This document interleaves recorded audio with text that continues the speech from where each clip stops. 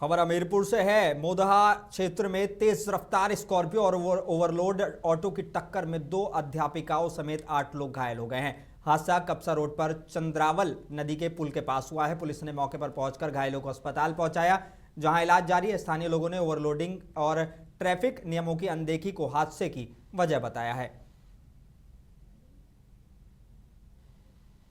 आज दिनांक 7/4/2026 को थाना क्षेत्र मोदहा में बांदा मार्ग पर चंद्रावल नदी के पुल के पास एक स्कॉर्पियो एवं ऑटो की मध्य टक्कर हो गई, जिसमें ऑटो सवार 8 व्यक्ति घायल हो गए। सूचना प्राप्त होने पर थाना मोदहा की पुलिस एवं डायल 112 की पुलिस मौके पर पहुंचकर घायलों को तत्काल CHC मोदहा लाकर भर्ती कराया गया है, जिनका प्रारंभिक इलाज किया जा रहा है। सभी घायलों की स्थिति सामान्य है। अलीगढ़ से खबर है। अलीगढ़ मुस्लिम यूनिवर्सिटी में धर्मों के बीच संवाद और समझ विषय पर 2 दिवसीय राष्ट्रीय संगोष्ठी का शुरुआत हुई है। देश भर के विद्वानों और छात्रों ने हिस्सा लिया और सामाजिक सौहार्द पर चर्चा की। आयोजकों ने कहा कि इसका मकसद आपसी समझ और भाईचारे को मजबूत करना है, लेकिन एक बड़ा सवाल यह है, क्या ऐसे संवाद समाज में बढ़ती दूरियों को कम कर पाएंगे। देखिए, ये टॉपिक इम्पोर्टेंट कुल हिंदुस्तान के लिए नहीं बल्कि पूरी दुनिया के लिए, इस वजह से कि वो दुनिया के अंदर मूवमेंट इतना है और कल्चरल इंटरैक्शन इतना बढ़ गया है कि बग़ैर इस तरह की बात करे हुए, गुफ्तगू करे हुए चीज़ें आगे नहीं बढ़ पाएंगी, और यही कुल चीज़ें हैं जो कि आपको कॉन्फ्लिक्ट्स के बाहर भी लाएंगी। लिहाजा इस वक्त के लिए ये बहुत ही पर्टिनेंट टॉपिक है कि भारतवर्ष में इस समय इंटरफेथ रिलीजियस डायलॉग्स की बहुत ज़्यादा ज़रूरत है, क्योंकि जिस तरह के हालात चल रहे हैं उसमें जब एक रिलीजन दूसरे रिलीजन को कम सर मानने लगता है, तो मेरे ख्याल में इस डायलॉग के बिना कोई सोल्यूशन नहीं। सर, ये था कि आज का जिस तरीके का समाज हो रहा है, उसमें जिस तरीके के टर्मोइल्स हो रहे हैं, उसमें जिस तरीके की डाइवर्सिटी को लेके इंटॉलरेंस पैदा हो रहा है, तो शायद इस सेमिनार के ज़रिए हम ये मैसेज देना चाहते हैं अपने देश को और दुनिया को कि डाइवर्सिटी हमेशा से रही है और रहेगी, बट उसके साथ जो रेजिलियंस पैदा करना है और इंटॉलरेंस पैदा करना और टॉलरेंस पैदा करना है, उसके लिए इस तरीके के सेमिनार की बहुत ज़रूरत है। अयोध्या से खबर है। गैस सिलेंडर की किल्लत को लेकर कांग्रेस नेताओं ने जिला पूर्ति अधिकारी से मुलाकात कर ज्ञापन सौंपा है।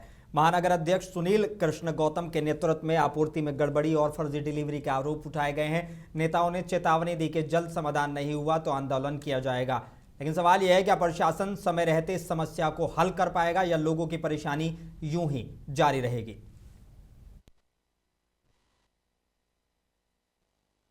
बाद क्षेत्र में सरकारी जमीन पर बने हजरत इमरती शाह बाबा के मजार को प्रशासन ने JCB की मदद से हटाना शुरू कर दिया है। जहां से विकास प्राधिकरण की टीम मौके पर मौजूद है और भारी पुलिस बल तैनात किया गया है। इलाके को पूरी तरह सील कर दिया गया है। सवाल ये, क्या इस कार्रवाई से विवाद बढ़ेगा या प्रशासन शांति बनाए रखने में कामयाब रहेगा।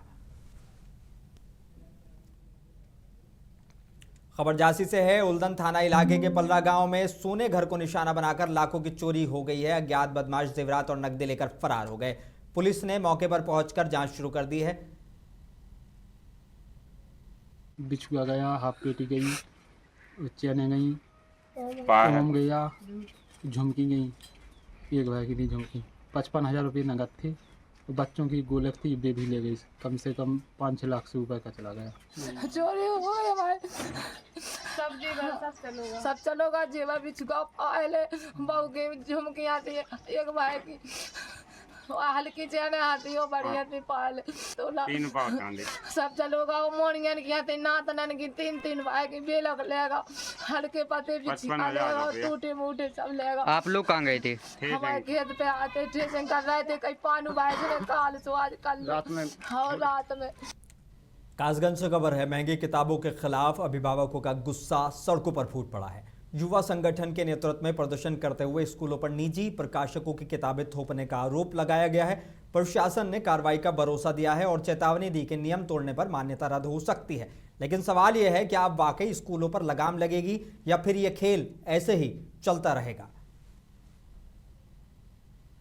पिछले 2-2.5 महीने से लगातार हम प्रशासन से, शासन से मांगे कर रहे हैं कि स्कूलों की जो प्राइवेट स्कूलों की जो लूट है वो लगातार अपनी मनमानी कर रहे हैं और अभिभावकों को लूट रहे हैं। उसके खिलाफ हम 2.5 महीने से लड़ रहे हैं और अभी तक 2-2 आदेश होने के बावजूद भी प्राइवेट स्कूलों वाले अपनी मनमानी को नहीं रोक रहे हैं और किसी भी तरीके का आदेश मानने को तैयार नहीं हैं। और आज हम आए हैं यहाँ पर, जब तक प्रशासन से ये आदेश नहीं हो जाएगा और स्कूल वाले लिखित में सारे पेरेंट्स को ये नोटिफिकेशन और आदेश अपने स्कूल से जारी नहीं कर देंगे कि हम एनसीईआरटी एक्सेप्ट करेंगे और स्कूल में क्लास में सिर्फ एनसीईआरटी पढ़ाएंगे, तब तक हम इस बार उठेंगे नहीं।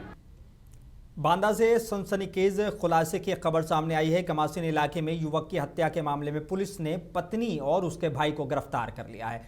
जांच में सामने आया कि प्रेम प्रसंग के चलते दोनों ने मिलकर गला दबाकर हत्या की वारदात को अंजाम दिया था। पुलिस ने आरोपियों को जेल भेज दिया है, लेकिन बड़ा सवाल यह है कि ऐसे रिश्तों में पनप रही नफरत समाज के लिए बड़ा खतरा बनती जा रही है। थाना कमासीन के ग्राम जामू में ट्यूबवेल की छत पर सो रहे पति पत्नी में से पति की किंचित कारणों से मृत्यु की सूचना प्राप्त हुई। सूचना मिलते ही त्वरित रूप से कार्रवाई करते हुए थाना पुलिस ने फॉरेंसिक टीम को बुलाया और फॉरेंसिक टीम द्वारा संकलित समस्त साक्ष्यों एवं गठित दोनों टीमों द्वारा समस्त इलेक्ट्रॉनिक और भौतिक साक्ष्यों के संकलन के उपरांत यह तथ्य प्रकाश में आया कि मृतक की पत्नी और उसके सगे छोटे भाई के अवैध संबंधों के कारण दोनों ने मिलकर मृतक की गला दबा करके हत्या कर दी।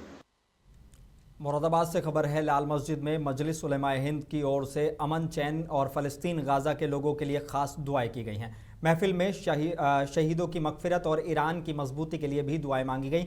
उलेमाओं ने शांति और इंसानियत का पैगाम दिया है। सवाल यह है कि ऐसी दुआएं दुनिया में अमन कायम करने में सरदार साबित होंगी। आज मजलिस उलेमाए हिंद ऑर्गेनाइजेशन इंडियन उलमाज की तरफ से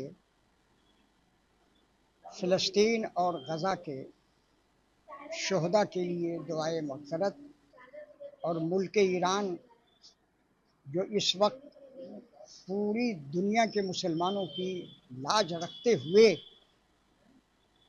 ईसाइयत और यहूदियत और तागूती ताकतों से ये हुकूमत लड़ रही है, उनकी फतह कामरानी के लिए दुआ की ये महफिल रखी गई थी और ये महफिल बड़ी कामयाब रही। शाहजहांपुर से खबर है, रोज़ा मंडी में देर रात लगी भीषण आग में फल सब्जी व्यापारियों का लाखों रुपए का नुकसान हो गया है। दमकल की टीम ने कड़ी मशक्कत के बाद आग पर काबू पाया। शुरुआती वजह शॉर्ट सर्किट बताई जा रही है। कई दुकानदारों के खाते भी जल गए, जिससे लेन देन की दिक्कत बढ़ गई है। अधिकारी नुकसान का आकलन कर राहत की बात कर रहे हैं। सवाल यह है कि प्रभावित व्यापारियों को समय पर मदद मिल पाएगी। संतरा है, अंगूर है और क्या नाम अनार। ये आग लगने की जानकारी आपको कब हुई, किस टाइम हुई? हमें 3 बजे के बाद हुई। इसमें और कितने दुकानदारों बस को आए नुकसान रहे हुआ? 18 दुकानदार, 18 फल हैं, आए रहे सब्जी और फल के। हाँ। इसमें किसी का ज़्यादा नुकसान हुआ, किसी का कम नुकसान हुआ और जिनके पास कुछ नहीं था उनका तो भी नुकसान हुआ, जला जलाया जो भी हो। क्या नाम है भाई आपका? मोहम्मद यासीर। यासिर भाई, क्या मतलब कैसे आग लगी है, कैसे जानकारी मिली? लाइट से लाइट पे लगी, आगे चिंगारी लगी, वहाँ पे करंट लगी थी, करंट तो तब यहाँ तक आई। अनुमानित आपका नुकसान कितना हुआ? वो भी लिमिट है, खाते भी इसी में थे, सामान भी इसी में था, इसका क्या लिमिट है कुछ नहीं पता है कितना है, कोई पता ही नहीं है। और इसी मामले को लेकर उप निदेशक मंडी परिषद रविंद्र कुमार का बयान सामने आया है। उन्होंने कहा कि आग की जांच जारी है और नुकसान का आकलन कर उचित कार्रवाई की जाएगी। कारणों का तो पता ये है कि अभी शॉर्ट सर्किट हुआ है, रात जानकारी नहीं, शॉर्ट सर्किट का अनुमानित वो तो आकलन किया जा रहा है, लेकिन 18 लाइसेंसी हैं हमारे, जो 18 व्यापारी हैं, उसमें 9 सब्जी के हैं, 9 फल के हैं, उनका नुकसान हुआ है और जितना नुकसान हुआ उसका आकलन किया जा रहा है। खबर गाजीपुर से है। करीमुद्दीनपुर में पुलिस और हत्या के आरोपी के बीच मुठभेड़ हो गई है। आरोपी शक्ति नारायण राय ने पुलिस पर फायरिंग की। जवाबी कार्रवाई में उसके पैर में गोली लगी और उसे गिरफ्तार कर लिया गया। पुलिस ने मौके से तमंचा और कारतूस भी बरामद किया गया है। लेकिन सवाल यह है कि इस तरह की कार्रवाई से अपराधियों पर लगाम लगेगी या चुनौतियां बनी रहेंगी। दिनांक 4 अप्रैल को थाना करीमुद्दीनपुर पर रामबच्चन नाम के व्यक्ति की हत्या के संबंध में अभियोग पंजीकृत किया गया था। घटना के अनावरण में कल पुलिस की टीम को सफलता प्राप्त हुई है। शक्ति नारायण राय, जो कि ग्राम निवादा करीमुद्दीनपुर के रहने वाले हैं, उनके द्वारा कल पूछताछ के दौरान घटना को कारित किया जाना स्वीकार किया गया। इनका कहना है कि इनके साथ एक अन्य व्यक्ति भी घटना में शामिल थे। घटना में प्रयुक्त आला कत्ल लोहे कुल्हाड़ी व बांस के डंडे की बरामदगी के लिए जब हरदासपुर स्थित बगीचे में पुलिस टीम पहुंची, तभी ये पुलिस के सिपाही का हाथ छुड़ाकर भागे व बगल में झाड़ी में छुपाकर रखे गए तमंचे को निकालकर इन्होंने पुलिस टीम पर फायर कर दिया। आगरा से खबर है, सोशल मीडिया गैंग के खिलाफ लड़ रहे एक पिता ने पुलिस पर सहयोग नहीं करने का आरोप लगाया है। पीड़ित का कहना है कि उसका बेटा बेगुनाह है, फिर भी जेल में है और पुलिस उनकी बात नहीं सुन रही है। पिता ने हड़ताल की चेतावनी भी दी है। सवाल यह है कि क्या पीड़ित को इंसाफ मिलेगा या मामला यूं ही दबा दिया जाएगा। बेटा मेरा जेल में है, निर्दोष है, वो जेल में है। क्यों? झूठे मुकदमे में लोगों ने फंसा रखा था। क्या झूठे मुकदमे फंसा रखा था। मैं जांच के लिए कहा, मैं जांच करूँ, इस पर जांच करूँ और दोषी है तो सजा मिलनी चाहिए। मैं SC/ST 376 का पोस्ट को लगा दिया। अच्छा, ये लोग पहले ही ऐसा ही करते हैं। अच्छा, पहले इन्होंने 2024 में लड़की ने मुकदमा ट्रांसफर से कराया था। अच्छा, जो उसमें नाबालिग दिखा दी, फिर बालिग हो गई थी। फिर हमारे बेटे के खिलाफ ने 2026 में 16 साल की दिखा दी। अच्छा, अब मैं तो यही सब दरख्वास्त करना चाहता हूँ कि अब कोई और गरीब ना फंसे। ये लोग ऐसी फंसाते हैं इंस्टाग्राम की आदि से। इनने मेरे बेटे।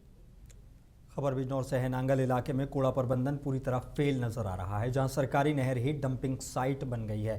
प्लास्टिक, कचरे और शराब की बोतलों से नहर पट चुकी है। स्थानीय लोगों का आरोप है कि प्रशासन ने अब तक कोई ठोस कदम नहीं उठाया है।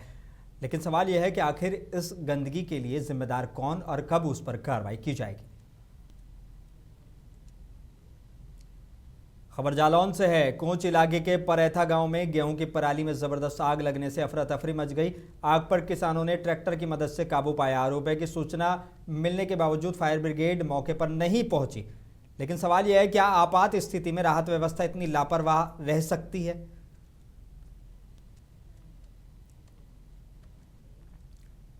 खबर लखीमपुर खीरी से है। दुधवा टाइगर रिजर्व की मोटिवेटर नाजरुन निशा ने 2 खतरनाक सांपों का सफल रेस्क्यू किया है। पलिया में एक स्पेक्टेकल्ड कोबरा और एक रेड स्नेक को सुरक्षित पकड़कर जंगल में छोड़ा गया है।